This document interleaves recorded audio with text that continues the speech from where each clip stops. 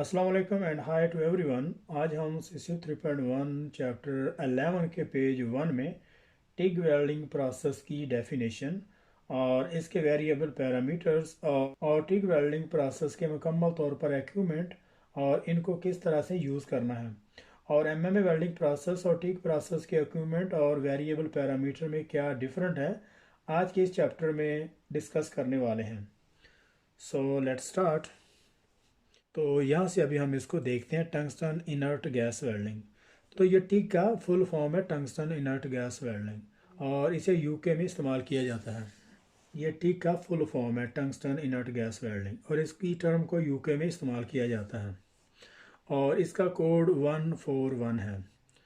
तो ये तीन जो डायग्राम यहाँ पे दी हुई है उन्होंने, एक यहाँ पे नंबर 1 में एक वेल्डर जो है वो काम कर रहा है आर्गन से और 6 इंच का पाइप है और इसके साथ नंबर 2B में और 2A में रेसिंग कार है और यहाँ पे कुछ एग्जॉस्ट सिस्टम है और यहाँ पे नंबर 3 में कुछ वाज़ह नज़र नहीं आ रहा, लेकिन ये सब मेर्ज आर्क वेल्डिंग प्रोसेस यहाँ पे हो रहा है। तो चलें स्टार्ट करते हैं। तो यहाँ से अभी हम इसको स्टार्ट करते हैं।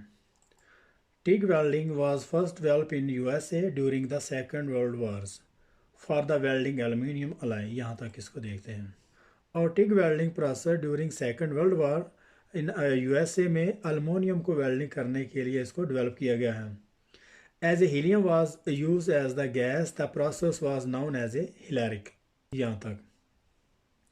और टिग वेल्डिंग प्रोसेस में हीलियम इनर्ट गैस जो है वो यूज़ की जाती थी, तो इसलिए इसको जो है वो हेलेरिक के नाम से जाना जाता था।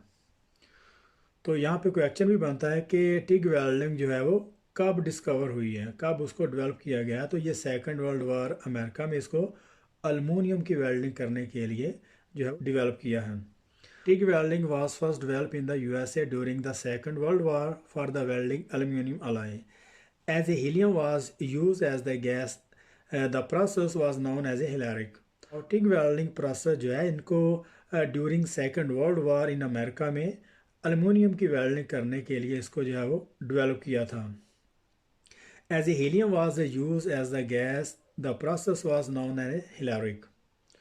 और इस प्रोसेस में हीलियम गैस को इस्तेमाल किया जाता था एज ए इनर्ट गैस, तो इसे हिलैरिक के नाम से जाना जाता था। तो यहाँ पे हम इसकी जो डेफिनेशन है टिग वेल्डिंग प्रोसेस की वो देखते हैं। तो TIG TIG tungsten inert gas welding. तो ये टिग का फुल फॉर्म है टंगस्टन इनर्ट गैस वेल्डिंग और इसकी जो टर्म्स है वो यूके में इस्तेमाल की जाती है और इसका कोड है 141। तो यहाँ पे GTAW गटा है और इसे हम आमतौर पर जो इंडस्ट्री में गटा के नाम से जो जानते हैं, जैसे गैस टंगस्टन आर्क वेल्डिंग, इसका full form gas tungsten arc welding है और इस टर्म को अमेरिका में इस्तेमाल करते हैं। TIG welding is a process that require a very high level of welder skill. TIG welding वो प्रोसेस है जिसमें वेल्डर की हाई स्किल इसमें रिक्वायर होती है। As can be gauge in this apparent concentration of the welder above. जैसे कि ऊपर दिए हुए डायग्राम में एक वेल्डर जो काम कर रहा है उसकी जो कंसंट्रेशन है और इसका जो फोकस है उससे आप अंदाज़ा लगा सकते हैं। यहाँ से अभी हम इसको देखते हैं। फोटो 1 में it is also a process synonymous with the high quality welds and is used to weld many parts of the Formula 1 racing car 422A including a Inconel exhaust system 422B। यहाँ तक इसको हम देखते हैं। तो यहाँ पे कह रहा है कि it is also process synonymous, ये डिफरेंट और मुख्तलिफ किस्म का एक वेल्डिंग प्रोसेस है जिससे हाई क्वालिटी का वेल्ड जो है हमें बनाते हैं, बहुत सारी चीज़ों को बिल्ड करने के लिए इसे इस्तेमाल करते हैं। और अगर हम बात करें फार्मूला 1 में, वहाँ पे रेसिंग कार के जितने भी स्मॉल पाइप और ट्यूब इस्तेमाल की जाती हैं उस पर टिग वेल्डिंग का प्रोसेस जो है वो किया जाता है। 422A including Inconel exhaust system और including the Inconel exhaust system. तो यहाँ पे वो इनकॉनल एग्जॉस्ट सिस्टम की बात कर रहा है। एग्जॉस्ट सिस्टम तो जस्ट वहाँ पे जो है वो फ्यूम को रिमूव करने के लिए इस्तेमाल करते हैं, लेकिन यहाँ पे वो बात कर रहा है इनकॉनल एग्जॉस्ट सिस्टम की। जैसे कि एग्जॉस्ट सिस्टम से तो जैसे फ्यूम वगैरह को रिमूव करने के लिए इस्तेमाल किया जाता है, लेकिन यहाँ पे इनकॉनल जो एक स्पेशल मेटल है जिससे बहुत सारे जो टाइटेनियम है जैसे कॉपर और इस तरह के जो सुपर अलाय हैं उनसे इसको जो ट्रांसफ़र किया जाता है, जैसे 422B में it is generally considered as a comparatively low process, और इसको आमतौर पर टिग वेल्डिंग प्रोसेस को लो वेल्डिंग प्रोसेस जो है वो कंसीडर किया जाता है। Slow process but with the development of the hard wire TIG photo number 3 में। तो ये एक स्लो वेल्डिंग प्रोसेस है, लेकिन जब से ये hard wire TIG welding process जो है वो डेवलप हुआ है, very high quality production weld can be made with the deposition rate rivalling. तो जब से वो कह रहा है कि hard wire TIG welding process जो है वो डेवलप हुआ है, तो इससे जो है वो हाई क्वालिटी का जो वेल्ड है और बहुत ज़्यादा हाई प्रोडक्टिविटी जो वेल्ड मेटल हमें मिलता है। Can be made with the deposition rate or rivaling those found in submerged arc welding process। और जब से ये राइवलिंग जो फिलर वायर है जो सबमर्ज आर्क वेल्डिंग प्रोसेस में इस्तेमाल की जाती है, उस वक्त से जो हाई क्वालिटी का वेल्ड और हाई प्रोडक्टिव हमें अचीव होती है। तो इसमें जो राइवलिंग फिलर वायर मतलब 2 फिलर वायर इसमें इस्तेमाल की जाती है, एक फ्रंट पे जिसे हम लीडिंग फिलर वायर कहते हैं और एक ट्रेलिंग वायर है। दोनों फिलर वायर में जो आर की कैरेक्टरिस्टिक है, दोनों फिलर वायर में जो आर की कैरेक्टरिस्टिक है वो डिफरेंट कैटेगरी में उसे इस्तेमाल करते हैं। तो इस तरह से डबल फिलर वायर में बहुत ज़्यादा प्रोडक्टिविटी मिलती है और बहुत ज़्यादा हाई क्वालिटी वेल्ड जो हमें मिलता है। टिग में आल्सो भी use in narrow gap preparation, और जो टिग वेल्डिंग प्रोसेस है ये नैरो गैप प्रिपरेशन में भी इसे यूज़ करते हैं। The arc may be struck by using a number of method, but in cheaper equipment the arc is struck scratch start in a similar way to MMA welding process। यहाँ तक इसको देखते हैं।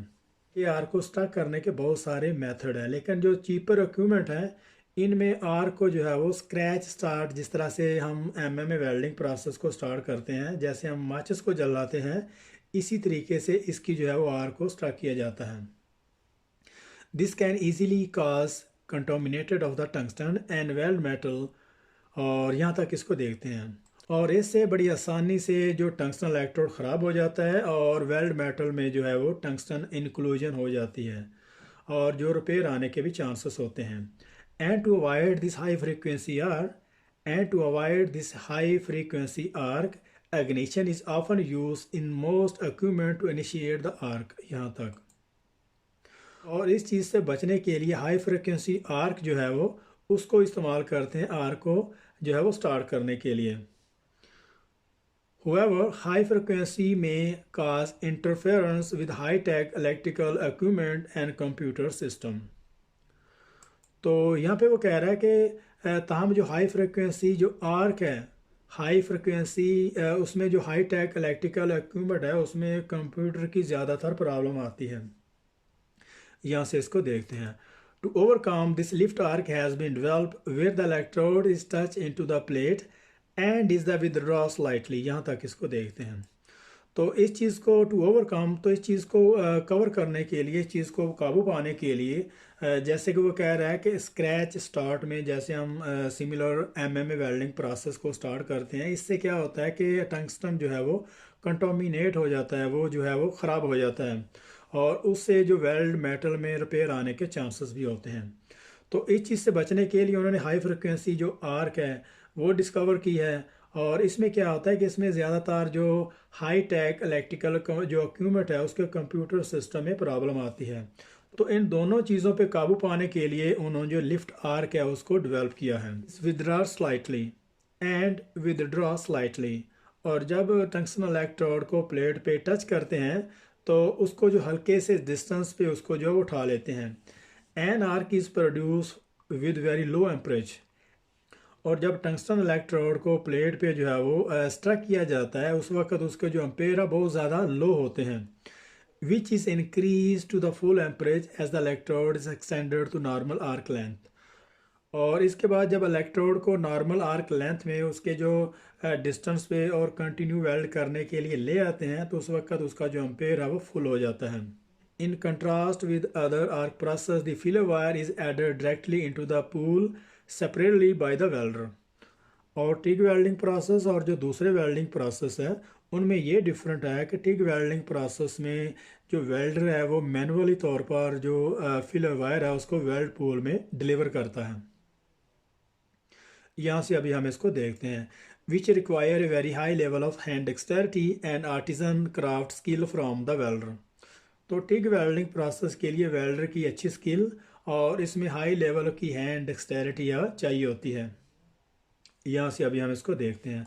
Orbital TIG welding is a mechanised adaptation of the process for welding tubes pipe. यहाँ तक orbital TIG welding process एक automated और mechanise adaptation है और इसे पाइप और ट्यूब को वेल्ड करने के लिए जो है वो इस्तेमाल करते हैं। TIG is a far more complex process than MMA with more variable parameters to adjust and parts to check and therefore more inspection point for the inspector to meet। यहाँ तक इसको देखते हैं। और TIG वेल्डिंग प्रोसेस जो है मोर complex welding process है then MMA welding process की निस्बत, और क्योंकि इसमें बहुत ज़्यादा जो मज़ीद वेरिएबल पैरामीटर हैं जिनको चेक करने की ज़रूरत होती है। And there for more inspection point for the inspector to meet. तो वेल्डिंग इंस्पेक्टर के लिए इसमें मज़ीद जो है इसके वेरिएबल पैरामीटर और उसमें जो इंस्पेक्शन पॉइंट है इसमें चेक करने की ज़रूरत होती है। तो यहाँ पे हमारा 11.1 पेज यहाँ पे ख़त्म हो रहा है। तो मिलते हैं नेक्स्ट पेज में, तब तक के लिए अल्लाह हाफिज़।